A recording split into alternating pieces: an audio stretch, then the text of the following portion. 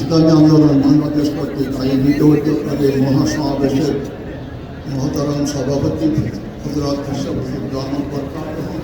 জাতীয় নেতৃবৃন্দ, আমি সংক্ষেপে সংস্কার এবং বিচার সম্পর্কে দুটি কথা বলে বিদায় নিই। পাকিস্তান পতন হয়েছে, বাংলাদেশ হয়েছে, 26শে জুলাই হয়েছে, কিন্তু অতীতের দুটি পরিবর্তনের মধ্যে মানুষের ভাগ্যের কোনো পরিবর্তন হয়নি। সবাই জানেন, বিস্তারিত বলার সময় নেই। সংস্কার না হওয়ার কারণে এই অবস্থা হয়েছে। সংক্ষিপ্তভাবে বলা যায়, অতীতে যত সরকার পরিবর্তন হয়েছে সংস্কার হয়নি। অর্থাৎ ভোটটা ছিল পুরাতন, সাবিতে হইল নতুন, কিন্তু সবগুলাই সোর। সংস্কারের দ্বারাই কি উপকার, না করার দ্বারাই কি ক্ষতি। আমি বর্তমান বাংলাদেশের 5টি বিভাগ সম্পর্কিত উদাহরণ পেশ করছি। আপনার জ্বালানি এবং খনিজ, বিদ্যুৎ এবং রেল, সেতু এবং পরিবহন, এই 5টি খাতে বর্তমান সরকার ব্যয় সংকোচন করার কারণে 46,000 কোটি টাকা সরকারের তহবিলে সাশ্রয় হয়েছে। কিন্তু চিকিৎসা সবাই জানেন কয়টি মন্ত্রণালয়, কয়টি বিষয়, খনিজ এবং জ্বালানি, সাথে সাথে রেল এবং এই বিদ্যুৎ, সেতু এবং পরিবহন, এই 3টি খাতের খরচ তো অবশ্য হচ্ছে, কিন্তু ব্যয়টা সংকোচন করার কারণে 46,000 কোটি টাকা সরকারের বাঁচিয়েছে এবং সাশ্রয় হয়েছে। আমার কথা না, দেখেন আপনারা লাভ কি হয়েছে। এই সরকার বাংলাদেশের বিদ্যুৎ সেক্টরে ঘাটতি দেওয়ার কারণে বিদেশিরা বিদ্যুতের ঘাটতি পূরণ করতে গিয়ে যে পরিমাণ আমাদেরকে ঋণ দিয়েছে, এই 5টি বিষয়ের ঘাটতি পূরণের কারণে,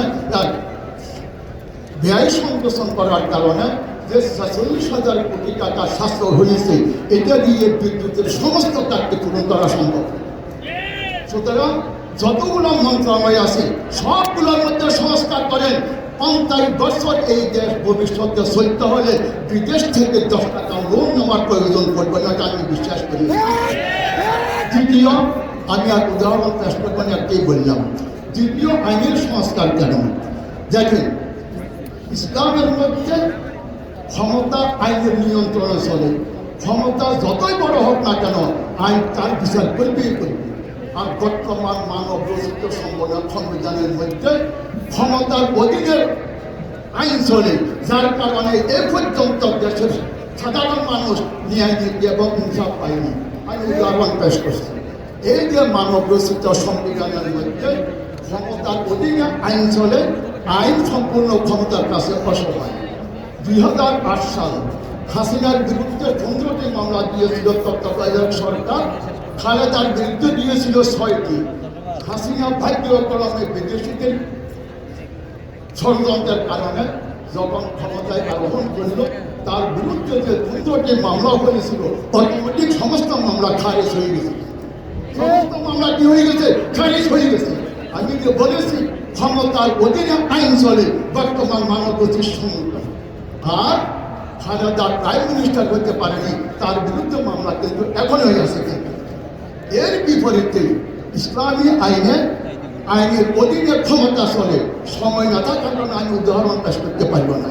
এই জন্যই আমি আপনাদেরকে বলছি, আইনের সংস্কার, নির্বাচনের সংস্কার এবং অর্থনৈতিক সংস্কার ব্যতিরিক্ত যতই ক্ষমতার পরিবর্তন হোক না কেন, কিয়ামত পর্যন্ত দেশের মানুষের ভাগ্যের পরিবর্তন হবে না। কিন্তু এই জন্যই নির্বাচনের সংস্কার, আইনের সংস্কার এবং অর্থনৈতিক সংস্কার সময় কম হওয়ার কারণে আমি বিস্তারিত বলতে পারিনি, দুটাই উদাহরণ বলেছি।